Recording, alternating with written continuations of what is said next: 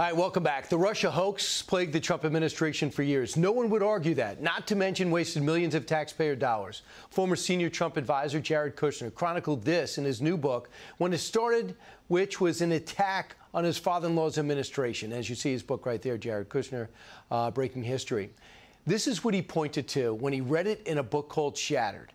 Jonathan Allen and Amy Parnes wrote it and said this: less than 24 hours after their loss, meaning Hillary Clinton's loss, at Clinton headquarters, campaign heavyweights John Podesta and Robbie Mook came up with this idea of blaming Hillary's loss on Russian interference. And I thought the claims were so absurd they would never be taken seriously. Joining us now, a man that had to live with that effort, the author of Breaking History, Jared Kushner. Jared, that Russia hoax was orchestrated and written the day you guys won. Your thoughts when you read that in Shattered? I almost fell off my chair. I was reading it on actually a Saturday afternoon. I was in Bedminster. I literally took it. I walked into Donald's cottage and I showed it to him. I said, this is basically where this whole thing came from. And I think what happened in the aftermath of the election was the whole media predicted Trump would lose. They were all, crawling over themselves to see who can coronate or celebrate Hillary more, or who could be nastier to Trump. And I think that instead of accepting the fact that they were wrong and they misjudged America, they misjudged Trump, I think they said, well, it's much easier just to say that it was the Russians. So they bought into this crazy narrative that the Clinton campaign pushed, and it was very, very destructive to our administration and very disruptive to our relationship with Russia, which now you see where we are in the world with them. So you watch Cohen's life blow up. You watch Paul Manafort go into solitary confinement. Papadopoulos goes to jail. They were at your doorstep. You thought for sure you were going to be arrested on something that was based on nothing.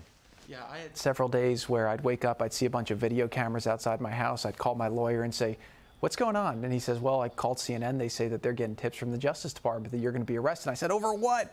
We didn't do anything. And so, look, it took us 2 years. I write about this in the book, how we were trying to get all of our policies done, but we had to overcome this false narrative. Every day. Every single day. You lost security clearance because of it. John Kelly walked up to you and he said, hey, listen, I'm going to be downgrading your security clearance. Don't worry about it. Don't take it personal. What was your reaction to that? Well, it wasn't because of that. It was because he basically mishandled the Rob Porter situation with the security clearance, and he created this arbitrary policy. The FBI had a backlog of, I think it was about a year to do clearances, and he said, I'm going to downgrade you. And I said, why? I didn't do anything wrong. Are there any red flags? He said, no. So I took it. It was massively humiliating. Then a couple months later, it went through the process. The security clearance came through the normal course, and that's what Kelly told me. And so I was able to get it back. But it was just unnecessary. And again, it wasn't what I thought was the most competent leadership on his part. Right.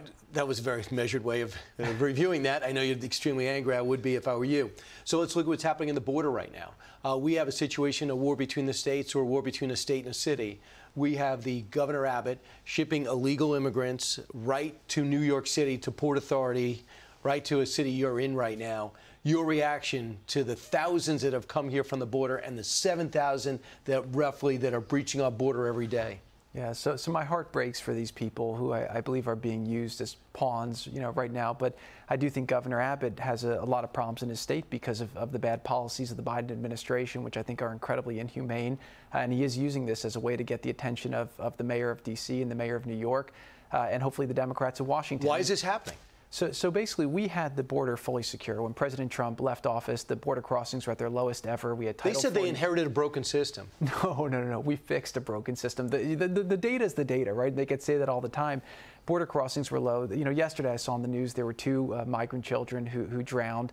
The statistics of people who then come over illegally and then get basically put into human slavery, 80% of the women are sexually assaulted along the way. The amount of drugs that comes through the border, their policy is absolutely inhumane. And I think it's taking away from the real discussion, which is how do we do what Trump called the big, beautiful door, which is to allow people into our country through a merit-based system that will come here, help raise wages, increase, enjoy with our culture, and really help make our country stronger economically. Anthony Fauci's leaving in December. I'm not sure if you're going to go to his going away party. I could get my invitation. It's probably come through email.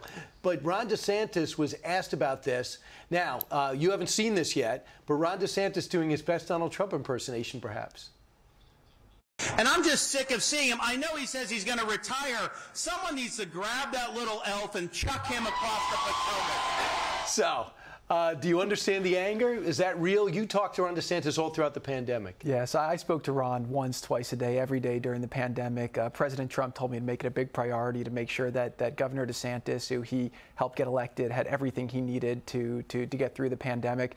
And what Ron would say to me every day is, keep Fauci the hell out of my state. Please send Scott Atlas down here. Our job is to protect the vulnerable. I want to keep my state open. And I think overall they ended up doing a really nice job. Mike Pence looks like he's running for president, and they say, experts, about 75% chance your father-in-law runs again.